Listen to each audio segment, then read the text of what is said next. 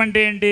దేవుని ఆజ్ఞలు గైకొనుట. దేవుని ఆజ్ఞలు గైకొన్నట్టయితే దేవుణ్ణి ప్రేమించుట. కాబట్టి దేవుని ప్రేమిస్తున్నాను ప్రభువా ప్రభువా అని పిలిచేవాడు పరలోక రాజ్యంలో ప్రవేశించడు, కానీ ఆయన మాట చొప్పున చేయ ప్రతివాడు పరలోక రాజ్యంలో.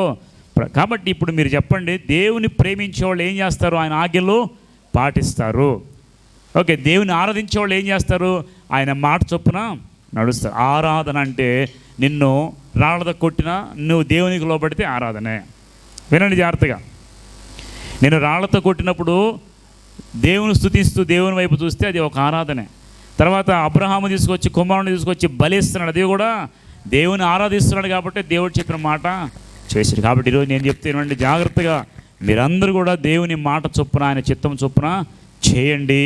ఖచ్చితంగా యెహోవా కోపాగ్ని మన మీద రానే రాదు. అందుకే యోషియా రాజు ఏం తెలుసుకున్నాడు తెలుసా? గొడ్డలు చింపుకున్నాడు, బట్టలు చింపుకున్నాడు. అయ్యో, మన మీదకి వచ్చే ఈ యొక్క యెహోవా కోపాగ్ని ఎందుకు వస్తుందంటే, ఇక్కడ రాయబడిన ఆజ్ఞల ప్రకారము, ధర్మశాస్త్ర ప్రకారము సమాజంలో ఎవడు కూడా సరిగా చేయట్లేదు. కాబట్టే మన మీదకి ఈరోజు విపత్తు వస్తుంది. మన కుటుంబాల్లో అనుకున్నవి జరగట్లేదంటే కారణం ఏంటి? దేవునికి సరిగా లోబడి లేవు. ఆ రోజు యోషియా ఎలాగైతే పశ్చాత్తాపడ్డా, ఈరోజు మనం కూడా అదే రీతిగా పశ్చాత్తాపడాలి.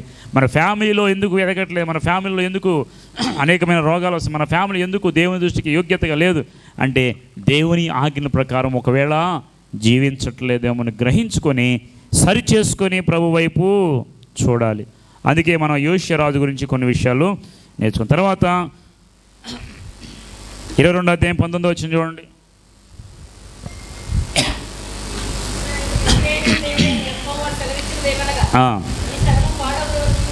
ఈ స్థలము పాడగు,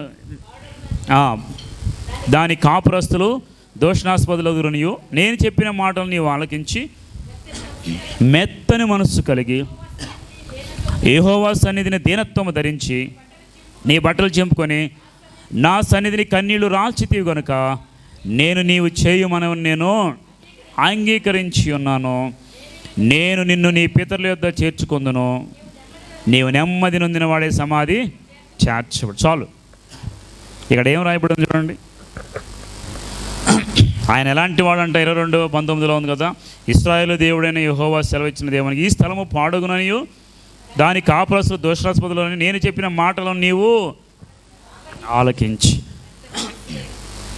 అన్నీ ఆలకించాడు దేవుడు చెప్పిన మాటలు అన్నీ కూడా. యోషియా రాజులో ఉన్నటువంటి ప్రముఖ లక్షణం ఏంటంటే, దేవుడు చెప్పిన మాటను ఆలకించాడు. రెండోది, ఆయన ఏం చేశాడు? మెత్తని మనస్సు కలిగి యెహోవా సన్నిధిని దీనత్వము. ఇప్పుడు మనం కొన్ని విషయాలు నేర్చుకోవాలి. మీ మనసు ఎలా అని చెప్పండి. చాలామంది ఏమంటారంటే చాలా కఠినాత్ముడు అంటే వారి హృదయం ఎలా ఉంటుందంటే దేనికి కరగదు, దేనికి లోబడదు, చాలా హార్డ్గా బిహేవ్ చేస్తారు. మూఢత్వం ఉంటుంది, చంచలత్వం ఉంటుంది, మొండితనం ఉంటుంది. దేవుని కలిగిన బిడ్డల్లో మెయిన్గా కనపడాల్సింది మెత్తని మనసు. మెత్తగా అంటే మనసు ఒత్తగానే మెత్తగా అయిపోతుందా? మెత్తని మనసు అంటే చెప్పండి, మీరు చెప్పండి. జాలి కలిగిన మనసు. మెత్తని మనసు అంటే ఇంకా దయ, జాలి, కనికరం అన్నీ వస్తాయి అందులో. మెత్తటి మనసు అంటే ఊరికే వాళ్ళని చూడగానే మనకి జాలి పుట్టేస్తుంది. చాలా మంచి మనసు అని గుర్తుపెట్టుకోండి. మెత్తటి మనసు అంటే వెళ్ళి మీరు ఏ సహాయం అడిగినా, మీరు ఏది చెప్పినా కానీ కఠినం లేకుండా చాలా నెమ్మదిగా మాట్లాడే వ్యక్తి. మీకు ఒక విషయం చేస్తారు, దేవుని జ్ఞానంలో కూడా ఈ మనసు ఒకటి ఉందండి. పైనుండి వచ్చు జ్ఞానం ఏమనగా పవిత్రమైనది, యథార్థమైనది, తర్వాత కనికరముతోనూ మంచి ఫలముతో. గతంలో చెప్పుకున్న వాక్యం గుర్తుందా మీకు? మెత్తని మనసు అంటే జాలి కలిగిన మనసు. దేవుని ఆత్మఫలాల్లో ఫలమేంటి చెప్పండి? దేవుని ఆత్మఫలాలు తెలుసు మీకు? ఆత్మఫలం ఏమనగా చెప్పండి. ప్రేమ, సంతోషము, సమాధానము, దీర్ఘశాంతము, దయాళుత్వము. దయాళుత్వం అనేది ఎందులో ఉంది? ఇప్పుడు దేవుని ఆత్మ. అంటే దేవుని ఆత్మ కలిగిన వాళ్ళలో దయాళుత్వం ఉంటుంది ఖచ్చితంగా. కఠినత్వం ఉండదండి. వాళ్ళు మాట్లాడితే అది దేవుని పిల్లలరా వీళ్ళు, ప్రతిదానికి మనకి కఠినంగా మాట్లాడతాం, పెడద్దరంగా మాట్లాడతాం ఉండదు. దేవుని పిల్లల్లో ఎప్పుడు కూడా దయాళుత్వం అనేది ఇది ఒక ఆత్మ యొక్క ఫలము.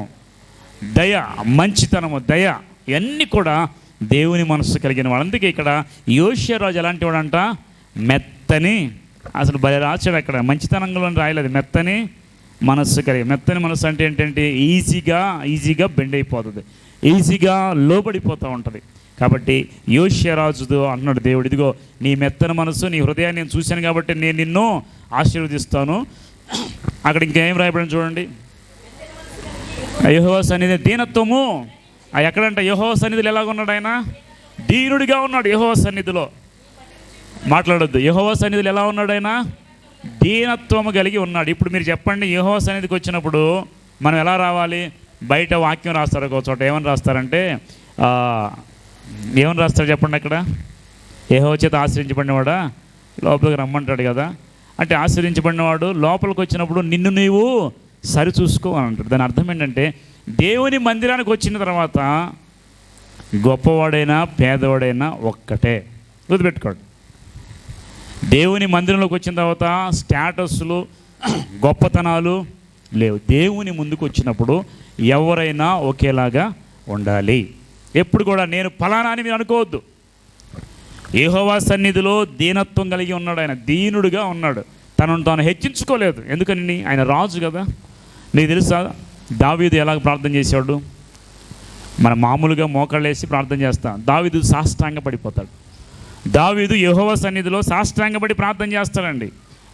ఒక రాజు తగ్గించుకొని ఈ విధంగా ప్రార్థన చేస్తుంటే మరి మనం ఏం చేస్తాం? ప్రార్థన చేయమంటే మోకాళ్ళు వేయటం లేదు కదా, సరిగా కూర్చోవడం సరిగా లేదు కదా, ఎలా పడితే అలా ఉంటాం. నేనేమంటానంటే దేవుని సన్నిధిలో ఎప్పుడు కూడా దీనత్వం కలిగి ఉండాలి. దీనత్వము, దీనులంటే తగ్గించుకోవటం. దీనులంటే ఏంటంటే గర్వం లేని వాళ్ళండి, గర్వం లేని వాళ్ళు. కాబట్టి దేవుని సన్నిధిలో గుర్తుపెట్టుకోండి, ఎప్పుడున్నా ఎక్కడున్నా నేను దేవుని సన్నిధిలో తగ్గించుకోవాలని ఒక మనస్సులో ఒక భావన మనకు ఉండాలి. కాబట్టి ఎప్పుడు కూడా దేవుని సన్నిధిలో ఎలా ఉండాలంట? తగ్గించుకొని ఉండాలి. హెచ్చించుకోవడానికి అవకాశం లేనే లేదు. నువ్వెవరైనా ఒకటే, చిన్న పని చేసుకున్నా పెద్ద ఆఫీసర్ అయినా దేవుని దృష్టిలో ఒక్కటే. కాబట్టి నేను గొప్ప అని ఎప్పుడు అనుకోవద్దు. దావీదు అనుకున్నాడా? యోషియా రాజు అనుకున్నాడా? హిజ్కియా అనుకున్నాడా? అందుకే వీళ్ళు గొప్పవాళ్ళుగా చరిత్రలో సృష్టించబడ్డారండి. వారి పేరు మరువబడలేదు కాబట్టి ఈరోజు మనం చెప్పుకుంటున్నాం. కాబట్టి నేను ఫలానా, నేను గ్రేట్ ఎప్పుడు అనుకోకండి, ఎప్పుడు అనుకోవద్దు. ఎందుకంటే దేవుడు ఏదో నీకు తలాంతులు ఇచ్చి అనిస్తే నాకు ఇచ్చిన దేవునికి స్తోత్రాలు అని చెప్పేసి దేవునికి గణపరచండి. కానీ ఒకరి ఎదుట మనం ఎప్పుడు కూడా హెచ్చించుకోవాల్సిన అవసరము లేదు. అందుకే బైబిల్ అంటాడు కదా, తాను హెచ్చించుకున్నవాడు తనను తాను తగ్గించుకున్నవాడు మీరు హెచ్చించబడాలి అంటే ఫస్ట్ తగ్గించుకోవడం నేర్చుకోండి. నేను బాగా పాడతాను, నేను బాగా వాక్యం చెప్తాను, నేను బాగా లీడ్ చేస్తాను ఎప్పుడు కూడా మనం అనుకోకూడదు. ఏ టాలెంట్ ఉంటే ఆ టాలెంట్ బట్టి నువ్వు ఎప్పుడు కూడా గర్వించకూడదు. గర్వం అనేది ఎలాంటి తెలుసా? అపవాది పడిపోవడానికి కారణమైంది. వాడు ఏమనుకున్నాడు? నన్ను నేను హెచ్చించుకుందాం అనుకున్నాడు. దేవుని తర్వాత సింహాసనం మీద నేనే కూర్చుందాం అనుకున్నాడు. కాబట్టి ఎప్పుడైతే మనసును గర్వించాడో వెంటనే పడదవేయబడ్డాడు. కాబట్టి మనస్సులో మనం గర్వించడానికి ఏది కూడా లేదు. ఒకటే, అతిశయించువాడు యెహోవా యందే అతిశయించాలి. నీకున్న తాంతిని బట్టి కాదు, నీకున్న డబ్బుని బట్టిగా, నీకున్న స్థితిని బట్టిగా. ఇది వాస్తవం, బైబిల్ చెప్తుంది. కాబట్టి యెహోవా మందిరంలో, దేవుని మందిరంలో తగ్గించుకునే దీనత్వం కలిగి ఉండే దేవుడు ఏం చేస్తాడంటే ఆయన్ని హెచ్చిస్తాడు. ఇప్పుడు ఆ యోషియా రాజుతో ఏం చెప్పాడు చూడండి ఒకసారి.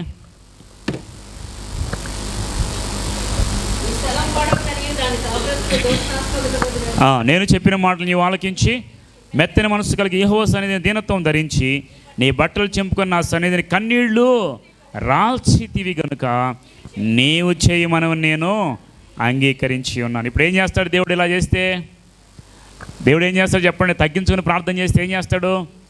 హెచ్చిస్తాడు. నీ ప్రార్థన నేను అంగీకరించి ఉన్నాను. మీకు తెలుసు, ఒకసారి జ్ఞాపకం చేస్తున్నాయి. మందిరంలోకి ఇద్దరు వచ్చారు. వాళ్ళిద్దరు ఎవరు చెప్పండి? పరిసయ్యుడు ఏమో ప్రార్థన చేశాడు, ప్రభువా నేను ఈ సుంకరవలే కాదు, వారానికి 2 సార్లు ఉపవాసం, నా దశంభాగాలని ఇచ్చేస్తున్నాను నేను, కానీ ఈ సుంకరవలే లేనందుకు నీకు స్తోత్రాలు. ఇది ఏం చేశాడు? ఆయన ప్రార్థన చేశాడా లేకపోతే ఆయన హెచ్చించుకున్నాడా? ప్రార్థనలో హెచ్చించుకున్నాడండి. తెలివి కలిగినోడు అనుకుంటా. ప్రార్థనలో తనను తాను హెచ్చించుకొని, ప్రార్థన అంటే ఏంటి? ప్రభువా నేను పాపి, నన్ను క్షమించి ప్రభా, నాకు అవసరం ప్రభా అని ప్రార్థన చేసి చాలామంది ఉన్నారు. కానీ ఏదైనా హెచ్చించుకుని ప్రార్థన చేశాడు. పక్కనే ఉన్న సొంకరి తల ఎత్తుడు కూడా అర్హత లేక, ప్రభా నీ వైపు తల ఎత్తుడు కూడా నాకు అర్హత లేదు ప్రభా అని తనను తాను తగ్గించుకొని పాపిని నన్ను కనికరించి ప్రార్థన చేయి. ఇద్దరిలో ఎవరి ప్రార్థన దేవుడు అంగీకరించాడు? ఎవరు ప్రార్థన విన్నాడు? ఇద్దరు ప్రార్థన విన్నాడు. కానీ ఎవరిని యాక్సెప్ట్ చేశాడు దేవుడు? తగ్గింపు కలిగి చేసిన ప్రార్థన దేవుడు యాక్సెప్ట్ చేశాడు. కాబట్టి దేవుని సన్నిధిలో దీనత్వం కలిగి తగ్గించుకొని ఎవరైతే ప్రార్థన చేస్తారో వారి ప్రార్థనలు దేవుడు ఆలకిస్తాడు. మీకు ఒక విషయం చెప్తానండి. ఎలీషా దగ్గరికి ఒక ఆయన వస్తాడు, ఒక రాజు వస్తాడు. ఏ రాజు చెప్పండి? కుష్ఠవ్యాధి కలిగిన రాజు నయమాన్. ఎస్, మీకు గుర్తుంది. నయమాన్ వచ్చి ఎలీషా దగ్గరికి వస్తే, ప్రవక్త దగ్గరికి వస్తే, ఆ ప్రవక్త ఏమంటాడు? బయటికి కూడా రాడు కనీసం. వెళ్ళి ఎవరితో మనకుంటే ఆయన ఏమనుకుంటాడు తెలుసా? ఏమనుకున్నాడు చెప్పండి? నేను ఎవరిని అనుకున్నారు అసలు? నేను ఎంతటి వాడిని అనుకున్నారు అసలు? రాజు దగ్గర సైన్యాధిపతి అంటే ఆయన అంటే ఇప్పుడు మినిస్టర్ అండి. ఏ మినిస్టర్? హోమ్ మినిస్టర్ ఆయన. ఇప్పుడు హోమ్ మినిస్టర్ మీ ఇంటికి వస్తే మీరేం చేస్తాం? వణుకుంటూ వచ్చేస్తారు, అమ్మ హోమ్ మినిస్టర్ వచ్చి. కానీ ఆయన ఏమాత్రం కేర్ కూడా చేయలేదు. దాని అర్థం ఏంటంటే రాజులకు భయపడలా, మనుషులకు భయపడలా, దేవునికి భయపడ్డాడు. అలా చేయమని కాదు, కానీ ఆయన మాట మాత్రం సెలవిచ్చాడు. వెళ్ళి యోర్దానులో మునిగంటే ఈయనేమనుకున్నాడు? నేను ఎలాంటి వాడు అనుకున్నాడు? నా దగ్గర కనీసం బయటికి కూడా రాలేదని నొచ్చుకున్నాడు హృదయంలో. కానీ తర్వాత అతని యొక్క దాసుడు చెప్పాడు, ఆయన మాట ఎందుకు వినకూడదు, ఒకసారి ట్రై చేద్దాం, ఎందుకంటే ఆయనకి అవసరం కదా. వెళ్ళాడు యోర్దాను నదిలో. ఎప్పుడు మునిగాడు, ఎప్పుడు స్వస్థ వచ్చింది? తన మనస్సు మార్చుకొని తగ్గించుకున్న తర్వాతే, నదిలో మునిగిన తర్వాతే స్వస్థత. ఆ గర్వము హృదయంలో పెట్టుకుని ఇంటికి వెళ్ళినైతే స్వస్థత వచ్చేదా? కాబట్టి గర్వం నీలో ఉంటే అది ఉన్నంత వరకు నీలో కొన్ని కార్యాలు జరగవు. కాబట్టి గర్వపడకండి, దేనికి కూడా తగ్గించుకోండి. ఇప్పుడు ఎవరైనా మందిరంలోకి వచ్చారనుకోండి, ఒక మంచి జాబ్ చేసేవాళ్ళు, లేదా ఇందా జడ్జి గారు వచ్చి, అయ్యా అయిపోయింది నేను ఊడు అంటాను. ఆయన ఏమంటాడు? ఆయన మీరు చెప్పండి, నేనేంటి చీపురు పట్టుకునేది ఏంటి, నా స్టేటస్ ఏంటి? అదే కదా చాలామంది. నేను చెన్నైలో యూత్ మీటింగ్కి వెళ్ళా, బ్యూలా గార్డెన్స్లో మన ఎల్జీఎఫ్ వాళ్ళు పెడతారు ట్రైనింగ్కి. మేము దసరా హాలిడేస్ వెళ్తే కలెక్టర్స్ అండి వాష్రూమ్స్ క్లీన్ చేస్తున్నారు. మేము కూడా క్లీన్ చేసామండి, నేర్చుకున్న కొన్ని. నేను అక్కడ కలెక్టర్ ఆయన. మరి వాళ్ళు ఎందుకు చేస్తున్నారు? తగ్గించుకున్నారు. తగ్గింపు కలిగిన వారిని దేవుడు బహుగా ఆశీర్వదిస్తాడు. కాబట్టి నేనేమంటా, దేవుని మందిరంలో నిన్ను హెచ్చించుకోవడానికి అవకాశం లేదు. తర్వాత ఆయన ఏం చేస్తాడు? నీవు నీ పితరులతో చేర్చుకుని నీవు నెమ్మది నొందేవాడి సమాధి నెమ్మది కలిగి చచ్చిపోతావు. అంటే నీకు మరణకరంలో ఎటువంటి మరణ సమయంలో రోగాలు రావు, రోపులు రావు. నీ వృద్ధాప్యమందు నువ్వేమి ఇబ్బంది పడకుండా చక్కగా సమాధికి చేర్చబడతావు, మంచి మరణం పొందుతావని కూడా దేవుడు యోష్యరాజుతో చెప్పాడు. కాబట్టి నేను ఏం చేసి ఇప్పుడు తర్వాత నేను 2 విషయాలు చెప్పి నేను ముగించేస్తాను. తర్వాత ఆయన ఏం చేశాడంటే 23వ అధ్యాయము 1వ వచనంలో చూడండి ఒకసారి. 23వ అధ్యాయము 1 ఏం చేశాడంట? రాజు యూదా పెద్దలందరూ, యెరూషలేము పెద్దలందరూ పిలిపించి యూదా వారికి, యెరూషలేము కాపురస్తులందరికీ, యాజకులకు, ప్రవక్త అల్పులనేమి గనులు జనులందరిని పిలిపించుకొని యెహోవా మందిరం వచ్చి వారు వినుచుండగా. ఎక్కడ పిలిచాడు ఆయన? యెహోవా మందిరానికి అందరినీ సమకూర్చాడండి. ఎవరు? రాజు. గొప్ప విషయం ఏంటంటే మందిరానికి పిల్లల్ని, పెద్దల్ని, అల్పుల్ని, గనులు అందరినీ కూడా నీ వల్ల అవుతుందా, నా వల్ల అవుతుందా? మన వల్ల కాదు. కానీ యోష్యరాజు సమకూర్చి అందరిని తీసుకొచ్చి ఆ మందిరం మందు దొరికిన నిబంధన గ్రంథంలో మాటలన్నిటినీ చదివించాడు. ఆయన చేసిన గొప్ప విషయం ఏంటి? దేవుని వాక్యాన్ని అందరి ఎదుట చదివించాడు. ఇంకో రాజు కూడా ఉన్నాడు, ముందు చదువుకున్న ఆయన కూడా మందిరాన్ని ఊరు పట్టణం వెళ్ళిపోయి దేవుని వాక్యాన్ని ప్రకటన చేశాడు. ఇప్పుడు ఈ రాజు ఏం చేశాడు? మందిరానికి జనులందరిని పిలిపించి, ఏ రాజు అయినా దేవుని మందిరాన్ని కాపాడాలి, దేవుని మందిర ధర్మశాస్త్ర గ్రంథాన్ని అందరికీ చదివించాడు. యోష్యరాజు గురించి మనం నేర్చుకోవాల్సింది ఏంటంటే ప్రజలను సమకూర్చడం నేర్చుకోవాలి, మందిరానికి నడిపించడం నేర్చుకోవాలి. తర్వాత అక్కడ చూడండి ఇంకేముంది, 3వ వచనంలో 3వ లైన్ చూడండి, 4వ వచనం చూడండి. రాజు బయలుదేవతను ఆశ్చర్యదేవునికి నక్షత్రములు చేయబడిన ఉపకరణములన్నీ యెహోవా ఆలయంలో ఉండి యువతులకు తీసుకొని రావాలనని ప్రధాన యాజకుని హిల్కియాకు, 2వ వరుస యాజకులకు, ద్వారపాలకులు ఆజ్ఞేయగా, హిల్కియా వాటిని యెరూషలేము వెలుపల కిద్రోను పొలములో కాల్చివేసి బూడిదను బేతేలు ఊరికి పంపివేసాను. ఏం చేసింది ఇప్పుడు ఆయన? ఆ మందిరం నిలబెట్టిన ఆశ్చర్య, ఇంతకుముందు అన్న ఏం చేశాడు ఆయన? అన్ని మందిరంలో అన్ని పెట్టేశాడు కదా, దేవతాస్తంభం ఇవన్నీ ఇప్పుడు ఏం చేశాడు? అందరూ చూస్తున్నా బయట తెచ్చి కాల్చివేసి బూడిదని వేరే చోటకి పంపించేశాడు. తర్వాత ఆశ్చర్య దేవత బొమ్మను కూడా ఆయన కాల్చివేశాడు. తర్వాత 23:10 చూడండి ఒకసారి. 23:10 మరి ఎవడైనా తన కుమారుని కానీ కుమార్తెనేమి మెలేకునకు అగ్నిగుండం దాటించుకున్నట్లు బెన్హిన్నోము లోయలో తోఫెతున ప్రదేశం అపవిత్రము. ఇంతకుముందు చెప్పాం కదా, కొంతమంది ఒక రాజు ఏం చేశాడు? కుమారుల్ని ఎదరు కుమారుని అగ్నిగుండం దాటించి ఆయన బూడి చేశాడు. కానీ ఈసారి ఎవ్వరు కూడా అగ్నిగుండాలో దాటడానికి వీలు లేనే లేదు. అగ్నిగుండం దాటం ఏంటంటే అగ్ని నిప్పులు కొలిమేసి దాన్ని నడిపించేవాళ్ళు, అగ్నిగుండంలో కాల్చివేసేవాళ్ళు. అలాంటివి లేకుండా ఏం చేశాడైనా ఆ యొక్క సిస్టమ్ మొత్తాన్ని కొట్టేసాడు. తర్వాత 23:12 మరి యూద రాజులు చేయించిన ఆహాజు మేడగదిన ఉన్న బలిపీఠములను యెహోవా మందిరంలో 2 సార్లలో మనష్షే చేయించిన బలిపీఠం రాజు పడగొట్టించి చిన్న భిన్నంలోకి చేయించి అద్దుల్ని కిద్రోను వాగులో మళ్ళీ ఏం చేశాడు? మనష్షేగా చెడ్డరాజు అని చెప్పుకున్నాం కదా, హిజ్కియా కొడుకు. ఆయన చేసినటువంటి బలిపీఠాలను ఏం చేశాడన్నా? పడగొట్టేశాడు. మొత్తం చిన్న భిన్నంలోకి చేయించి అద్దుల్ని కిద్రోను వాగులో పోయి కాల్చిపడేసాడండి. ఎక్కడ కూడా కనపడటానికి వీలే లేదు. తర్వాత 23-21 చూడండి. అంతటి రాజు నిబంధన గ్రంథమందు రాసి ఉన్న ప్రకారం ఈ దేవుని యెహోవాకు పస్కా పండుగను ఆచరించడానికి జనులందరికీ ఆజ్ఞాపించాడు. ఏం చేసేప్పుడు పస్కా పండుగ. పస్కా అంటే ఏంటి? పాస్ ఓవర్, దాటి వెళ్ళిపోవడం. దేవుడు మనల్ని విడిపించాడు ఆ యొక్క ఐగుప్తుడిని. కాబట్టి ఈ పండుగను మనం ఆచరించాలని ప్రజలందరికీ పండుగను గురించి నేర్పించి 23-24 అయిపోయింది. ఇంకా నేను ముగించేస్తున్నాను. మరియు కర్ణపిశాచి గలవారిని చోది చెప్పువారిని గృహదేవతలను విగ్రహములను యూదా దేశమున యెరూషలేమున కనబడిన విగ్రహములన్నిటిని యోషియా తీసివేసి యెహోవా మందిరమందు యాజకుని హిల్కీయాకు దొరికిన గ్రంథమందు రాసిన ధర్మశాస్త్ర స్థిరపరచుటకై ప్రయత్నము ఏం చేశాడు? కర్ణపిశాచ్యము గలవారిని, సోది చెప్పువారిని. వినండి, ఎవరెవరిని తీసేశాడంట? కర్ణపిశాచం అంటే ఏంటి? యాక్చువల్గా కర్ణపిశాచం బ్లాక్ మ్యాజిక్ చేసేవాళ్ళైనా, మంత్రగాళ్ళే కదా. తర్వాత సోది చెప్పేవారిని, తర్వాత గృహదేవత విగ్రహములను యూదా దేశమందు యెరూషలేము కనబడిన విగ్రహములన్నిటినీ, దేశములో ఉన్న విగ్రహములన్నిటినీ యోషియా తీసివేసి యెహోవా మందిరమందు యాజకుడైన హిల్కీయాకు దొరికిన గ్రంథమందు రాసి ఉన్న ధర్మశాస్త్ర విధులను స్థిరపరచుటకై ప్రయత్నము. అసలు దేశంలో ఎక్కడ కూడా అన్య దేవత ఆరాధన ఉండటానికి వీలు లేదు. నిజమైన దేవుణ్ణే ఆరాధించాలి. తర్వాత 25 అతనికి పూర్వముందున్న రాజుల్లో అతని వలె పూర్ణ హృదయంతో, పూర్ణాత్మతో, పూర్ణ బలంతో యెహోవా వైపు తిరిగి మోషే నియమించిన ధర్మశాస్త్రం చొప్పున చేసినాడు ఒకడును, అతని తరువాత అతని వంటి వాడు ఒకడు కూడా లేడు. ఆయనను మనిషి యెహోవాకు పుట్టించిన కోపం బట్టి ఆయన కోపాగ్నికను చల్లారకుండా యోధావిరం మండుచునే వండెను.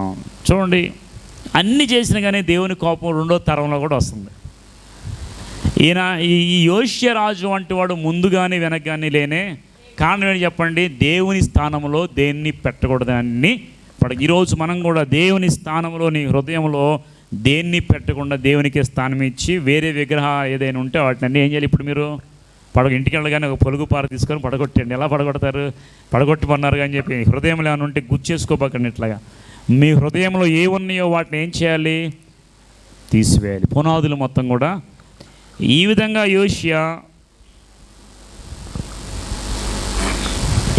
యోషియా రాజ్యం చేసి దేవునికి ఇష్టడుగా దీవించాడు. తర్వాత 23:30 లాస్ట్ వచ్చిన 23వ అధ్యాయం 30వ వచనంలో అతని సేవకులకు అతని శవం రథమున వంచి మెగిద్దును యెరూషలేమును తీసుకొని సమాధి యందు పాతిపెట్టి, అప్పుడు దేశపు జనులు యోషియా కుమారుడైన యెహోయాజును తీసుకొని అతనికి పట్టాభిషేకం చేసి అతని తండ్రి కుమారుగా అతన్ని రాజుగా నుంచిరి. రాజు తన కుమారుడు ఎవరు చెప్పండి? యెహోయాహాజ్, అంతేనా? ఆ యోషియా కుమారుడైన యెహోయాజు తీసుకొని పట్టాభిషేకం చేశారు. ఇప్పుడు చాలామంది రాజులు ముందు బాగుండి తర్వాత చెడిపోయారు కదా. ఈ రాజు చెడిపోయాడు మధ్యలో ఏమన్నా? ముందు ఎలా ఉన్నాడు? కుడికి ఎడమకి తిరగకుండా చచ్చిపోయేదాకా అలాగే ఉన్నాడు. ఇది మనం నేర్చుకోవాల్సిన విషయం. యోషియా చనిపోయేంత వరకు ఒకటే బాట, ఒకటే దారి, దేవుని దృష్టికి యథార్థంగా ప్రవర్తించి చివరికి చక్కగా చనిపోయాడండి, మచ్చ లేకుండా. అందుకే ఈ రాజు గురించి మనం చెప్పుకుంటున్నాం. లేదంటే రాజు గురించి మనం చెప్పుకోవాల్సిన అవసరం ముందుగానే తర్వాత ఇలాంటి రాజు ఎవడు కూడా లేడంట. మంచి సాక్ష్యం అందుకున్నాడు రాజు. ఆ రోజు పాలించిన రాజు గురించి ఎవరో మనం ఈరోజు ఏ దేశంలో ఉన్నా ఆయన గురించి చెప్పుకున్నాడు. కారణం ఏంటి చెప్పండి? ఆయన నిలబడిన స్టాండ్ దేవుని కోసం నిలబడిన తీరును ఈరోజు మనం జ్ఞాపకం చేసుకున్నాం. కాబట్టి అదే ఆయనకి ఆశీర్వాదం. మనం చనిపోయిన తర్వాత 2వ తరానికి కూడా తెలియం మనం.